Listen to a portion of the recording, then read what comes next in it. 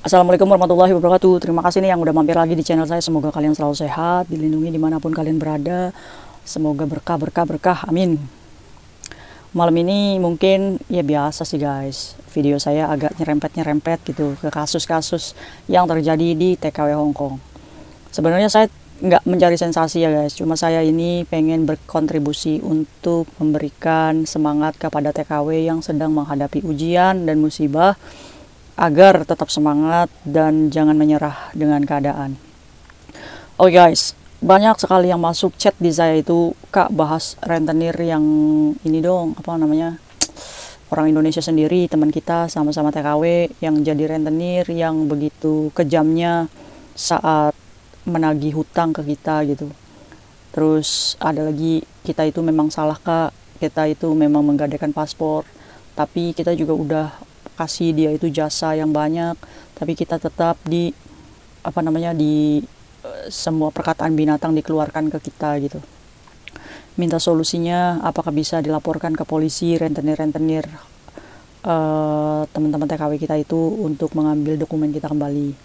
Oh guys, mungkin di sini saya sedikit berbagi ilmu aja sedikit.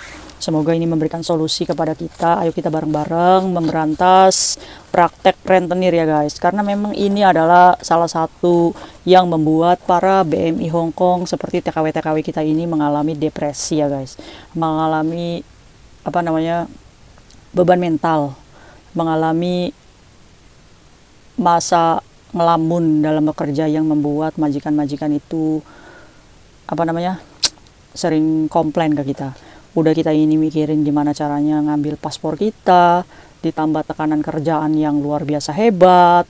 Nah, ini ada salah satu kisah dari Mbak Sri nih, yang mungkin bisa memberikan pelajaran kita untuk lebih banyak bersyukur dan berpikir ulang lagi agar tidak terjerumus ke penggadaian paspor di teman kita sendiri ya guys. Oke. Sebenarnya saya memiliki solusi untuk kalian nih, supaya bisa menghadapi para rentenir-rentenir teman kita sendiri itu, untuk meminta keringanan bunga kalau kita sudah terlampau banyak memberikan bunga ke mereka. Tapi sebelum solusi tersebut, saya pengen berbagi kisah dulu nih, mungkin bisa menjadikan pelajaran. Mungkin kisah Mbak Sri ini sama seperti yang kalian alami, dan yang belum mengalami ya semoga jangan ya guys. Cukup Mbak Sri aja ini yang pusing ini. Oh guys, ini adalah Mbak Sri. Mbak Sri ini TKW Hongkong yang sudah bekerja di Hongkong itu selama 4 tahun. Tapi 2 tahun pertama dia kerjanya aman-aman aja, nggak tersandung hutang piutang. Tapi di kontrak keduanya musibah itu datang menimpa keluarganya. Telepon Mbak Sri ini berdering guys, di tahun pertama di kontrak keduanya. Ayahnya menelpon, mengabarkan bahwa adiknya itu kecelakaan motor, dan langsung dibawa ke rumah sakit dan membutuhkan uang untuk operasinya. Sedangkan posisi gajian Mbak Sri itu masih jauh, dan Mbak Sri ini tipikal orang yang gak bisa jujur sama bosnya untuk meminta bantuan. Akhirnya Mbak Sri ini menghubungi teman dekatnya, meminta tolong barangkali aja dia memiliki tabungan sebesar 3.000 dolar Hongkong. Akhirnya telepon tuh temennya, tanya, kamu punya uang nggak 3.000 dolar? Saya boleh nggak pinjam dulu untuk membantu adik saya sekarang di rumah sakit kecelakaan. Dikirim juga fotonya ke temannya itu. Namanya kita ya guys, sama-sama buruh migran, kita juga punya kebutuhan keluarga di rumah. Jadi kita tidak boleh marah kalau teman kita tidak bisa membantu dalam keuangan kita. Kita maklumi, dan jangan merasa dendam atau berpikir kalau teman kita itu pelit. Jangan ya guys. Akhirnya singkat cerita, temannya Mbak Sri ini hanya memberikan saran ke Mbak Sri untuk meminjam kepada si A. Si A ini adalah profesinya sebagai rentenir. Si A ini juga sama TKW Hongkong yang memiliki bos dan bekerja secara legal. Tapi si A ini berbisnis menggandakan uangnya dengan rentenir tersebut. Si A ini berbisnis untuk, ya sama juga, si A juga memiliki kebutuhan dan untuk memenuhi kebutuhannya dia di Hongkong juga. Akhirnya temannya si Mbak Sri ini ngomong, ya udah kamu pinjam aja tuh di situ, 3.000 dolar mah langsung cair. Kamu ada paspor kan? Nah, nggak ada pilihan lain guys. Akhirnya dengan pikiran yang sempit, yang penting gimana caranya adiknya selamat operasi pada waktu itu, ya nggak ada pilihan lain. Akhirnya Mbak Sri itu menghubungi si rentenir tersebut. Bilang, "Kak, saya butuh uang besok, ada nggak $3.000?" Rentenir itu cuma bilang, "Ya kalau kamu ada paspor ya besok cair uangnya." "Saya ada, Kak." Akhirnya bertemu juga tuh. Di esok harinya, kebetulan hari Minggu. Akhirnya paspor itu diberikan ke rentenir tersebut dan Mbak Sri itu menerima $3.000. Dengan cepatnya Mbak Sri ini langsung mengirim uang itu untuk pengobatan adiknya. Dengan perjanjian $1.000 Hong Kong itu dengan jasa $250. Itu artinya untuk bulan depan Mbak Sri ini kan pinjam $3.000. Otomatis Mbak Sri ini harus mengembalikan $3.750. $3.000 adalah pokok pinjamannya dan $750 adalah jasa hutangnya. Nah, perlu kalian tahu, $750 itu bukan uang yang kecil, guys. $750 kalau kita kurskan itu kurang lebih 1.500.000. Dari pinjaman $3.000 Hong Kong sekitar 6 jutaan, kita harus membayar jasa sebesar 1.500.000. Akhirnya bulan berikutnya untuk pembayaran pun terjadi. Dan kebutuhan Mbak Sri ini banyak sekali, guys. Dan pengobatan adiknya juga belum selesai. Akhirnya Mbak Sri belum bisa mengambil paspornya dengan gajinya dia. Akhirnya apa? Akhirnya Mbak Sri ini hanya bisa membayar jasanya aja, 750. Dia menghubungi rentenir tersebut untuk membayar jasanya. "Kak, saya belum bisa membayar hutang." "Gak apa-apa, Dek. Bayar jasanya aja." Akhirnya dengan berat hati, ya tapi mau bagaimana ya. Akhirnya $750 itu dikirim ke rentenir itu. Bulan berikutnya sama, sampai akhirnya ada di 6 bulan, guys. 6 bulan Mbak Sri ini udah merasa lelah, udah merasa capek, dan udah merasa kalau saya itu udah gak punya uang lagi, dan gak bisa mengambil paspor saya. Hutang pokok pun masih 3.000, guys. Akhirnya Mbak Sri ini dengan kerendahan hati memohon kepada teman rentenir itu untuk, "Kak, saya ini mau extend visa.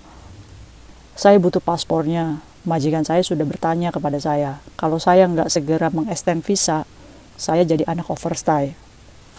Apa yang dilakukan oleh rentenir tersebut? Yang nggak mau tahu.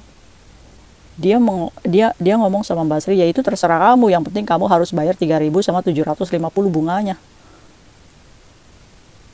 Gimana dong? Mbak Sri ini udah stres banget, soalnya dia nggak punya uang. Dia cuma punya uang untuk mengambil secara pokoknya aja. Dia punya uang $3.000 aja, guys. Akhirnya nggak mau tahu si rentenir itu. Dan mengancam Mbak Sri, "Kalau kamu nggak ambil paspormu hari ini, saya naik ke rumah bosmu. Saya kasih tahu bosmu biar kamu diinterminate." Diberikan waktu sama rentenir itu sampai besok. Besok Mbak Sri juga nggak dapat 750 untuk tambahannya. Pinjem ke teman juga nggak ada. Akhirnya dia ini ngomong lagi sama rentenir, "Kak, saya udah kemana-mana cari, tapi saya nggak punya uang lagi. Saya cuma punya uang 3.000 untuk mengambil paspor saya. Kalau hari ini kamu nggak masukin uangnya, kalau hari ini kamu nggak ngambil paspormu, saya akan viralin kamu ke Facebook dengan caption buronan utang. Biar kamu tahu, kalau kamu nggak punya uang, kamu nggak usah hutang sama rentenir." Bahasa rentenir seperti itu, guys. Nambah dong, Mbak Sri ini kepikiran. Udah dibully tuh sama rentenirnya.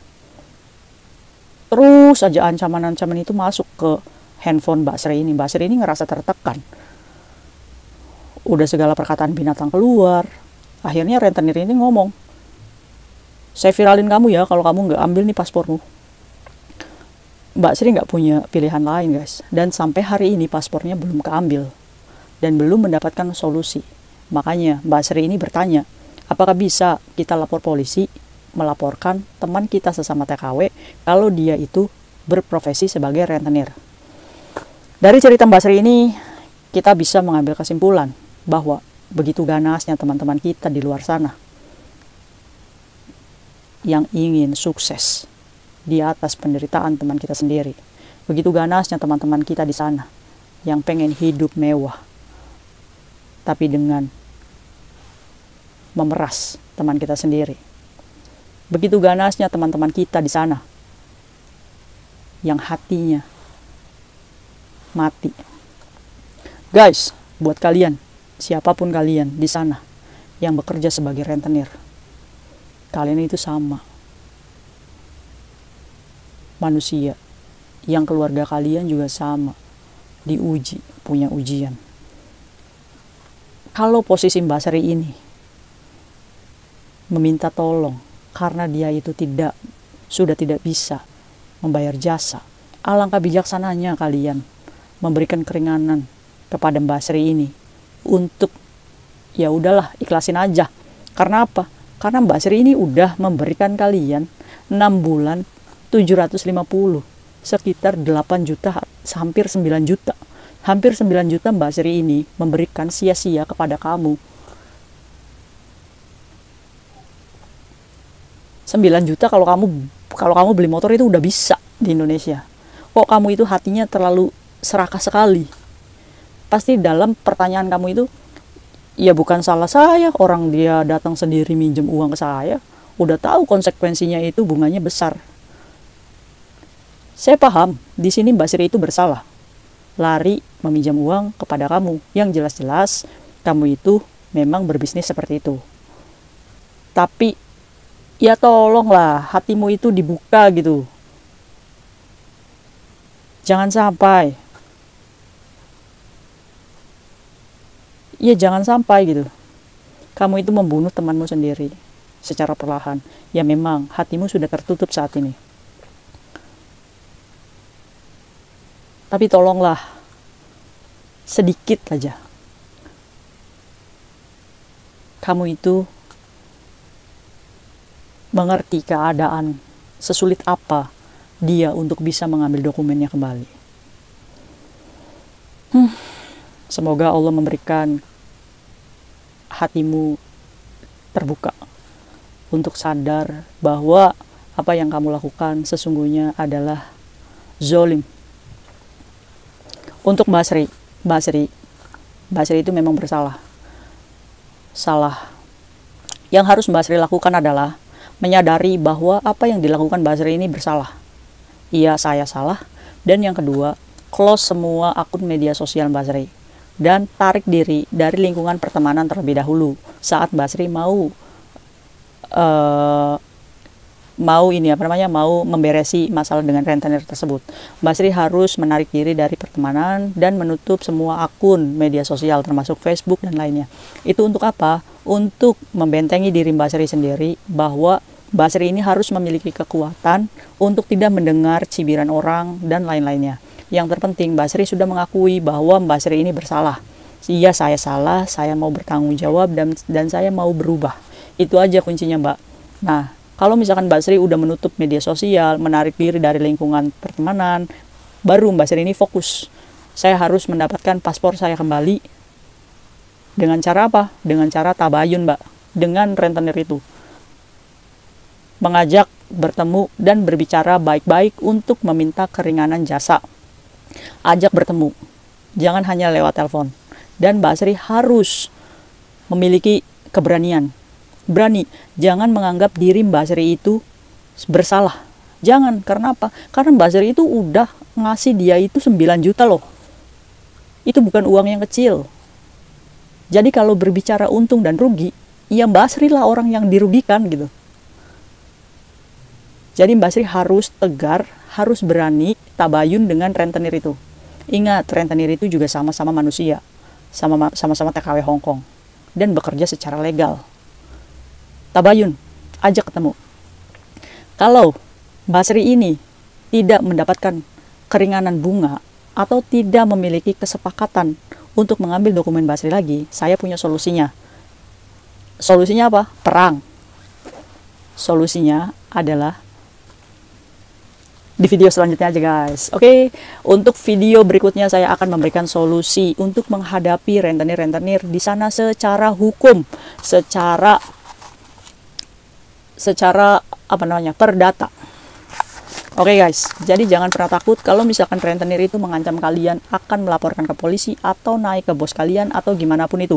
Karena apa? Karena nanti di video selanjutnya saya akan memberikan tips, memberikan solusi gimana caranya menghadapi rentenir yang tidak bisa diajak tabayun dengan cara perdata. Oke? Saya melakukan ini untuk apa? Bukan untuk pencitraan, tapi untuk menyelamatkan teman-teman TKW yang terjerat lilitan hutang rentenir oleh teman kita sendiri. Karena apa? Karena teman kita itu di sana itu sudah berubah menjadi monster. Monster pemakan uang untuk hidup glamornya, untuk hidup hedonnya, sehingga dia melupakan kesedihan temannya. derita keluarga temannya yang sudah memohon untuk diringankan beban hutangnya, tapi seolah menutup telinga, menutup mata. Kalian itu jahat. Oke, Mbak Sri, jangan patah semangat ya. See you next video, guys. Bye-bye.